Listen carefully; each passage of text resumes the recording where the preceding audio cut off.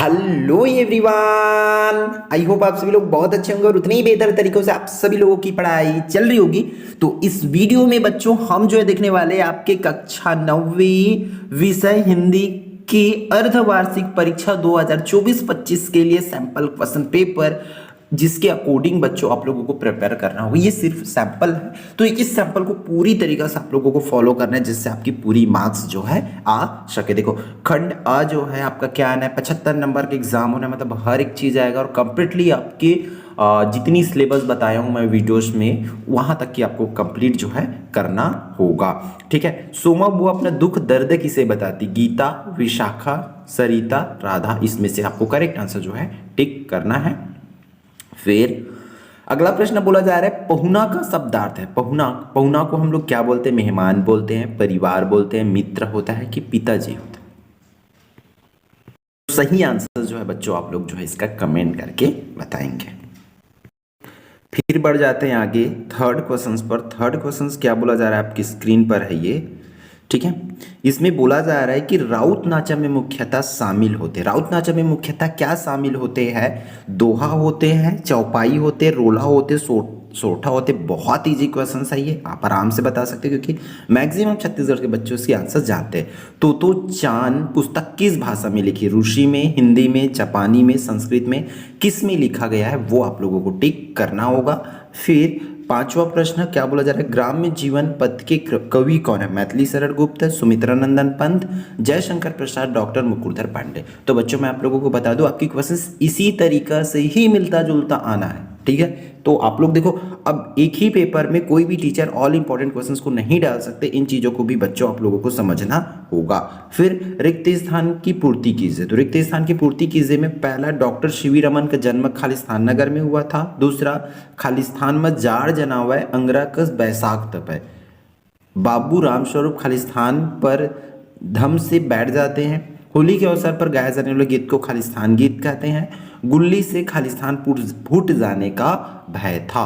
तो इस तरीके से इजी क्वेश्चंस आप लोगों को करना होगा। फिर मैच द कॉलम, अगर मैच द कॉलम का मतलब सही उचित संबंध जोड़ो होगा। अगर आपको छोटी भी आंसर्स याद है, मतलब एक से दो भी याद है, तो आप आराम से इसको कर सकते हो। जैसे राजिम दिया है, राजिम का क्या हो जाएगा? छत्तीसगढ़ का ऐतिहासिक स्थल है।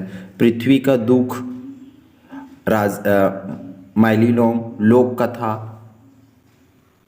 लोक कथा हो जाएगा। गुल्ली डंडा, तो गुल्ली डंडा का कौन हो जाएगा? मुंशी प्रेमचंद पर चले जाएंगे ये। ठीक, इस तरीके से आप लोगों को इसको मैच करना होगा। आप और ध्यान से देखोगे, जैसे माइलोलोंग देखोगे तो आपको समझ आ जाएगा, एक साफ सुथरा गांव की तरफ बात कर रहे हैं, है ना। तो ये चीज़ें जो है आपको अच्छे से कर लेना है, और इसी तरीके से लगभग आपको पूछे जाएंगे। फिर 2 नंबर वाला स्टार्ट होती, तो देखो क्या होता है, लोकगीत का अर्थ क्या होता है, द्वंद्व समास किसे कहते हैं, एक उदाहरण द्वारा उसको समझाना है। फिर आगे इसमें क्या बोला जा रहा है, निम्न में आत्मक प्रत्यय जोड़कर। अब देखो, ग्रामर तो कम आना है, बट जो जो पूछे जा सकते, जिस टाइप के ग्रामर, हमने सबको रख दिया ताकि आप प्रिपेयर करके जा सको। प्रत्यय आपकी चैप्टर में प्रत्यय है, कला, व्याख्या, तुलना, रचना, इसका कलात्मक, व्याख्यात्मक, तुलनात्मक, रचनात्मक, इस तरीके से आंसर हो जाएगा।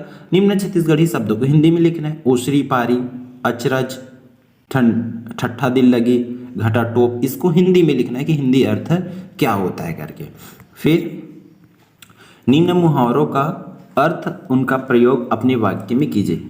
खीसे निपोरना, आंखें गड़ाकर देखना। ठीक है। फिर यहाँ से 3 नंबर वाले स्टार्ट होता है बच्चों, तो क्या लइका मन आगास ला बोहे रही थे का काम मतलब है, ये बताना है। फिर बच्चों के काम पर जाने के कोई 3 कारण लिखना है। रमन प्रभाव क्या स्पष्ट करना है। मोती व्यर्थ लुटाने वाली पंक्ति में मोती किसकी से कहा गया है, मोती से क्या सा, ये करना है। फिर 4 अंक में आपकी बात करें तो इस तरीके से भावार्थ लिखने वाले क्वेश्चंस पूछे जाएंगे, तो भावार्थ वाला जिस चैप्टर में है पूरा प्रिपेयर कर लो। फिर आपको व्याख्या करना है, इस तरीके से छोटे से दे दिए गए हैं, ऐसा भी पूछे जाएंगे। फिर बाल श्रम अधिनियम के बारे में विस्तार से लिखना है, अथवा रीढ़ की हड्डी पाठ के आधार पर उमा का चरित्र चित्रण करना है। टिप्पणी लिखने वाला पूछे जा सकते हैं। या खैरागढ़ विश्वविद्यालय के प्रथम कुलपति पंडित SN राजनंकर तंजनकर है। ठीक है, को योगदान को लिखना है। केकड़ा और ठेंगा ने किसान की बेटे की रक्षा किस तरह की, किसान के बेटे ने परिश्रम के महत्व को किस तरह परिभाषित किया।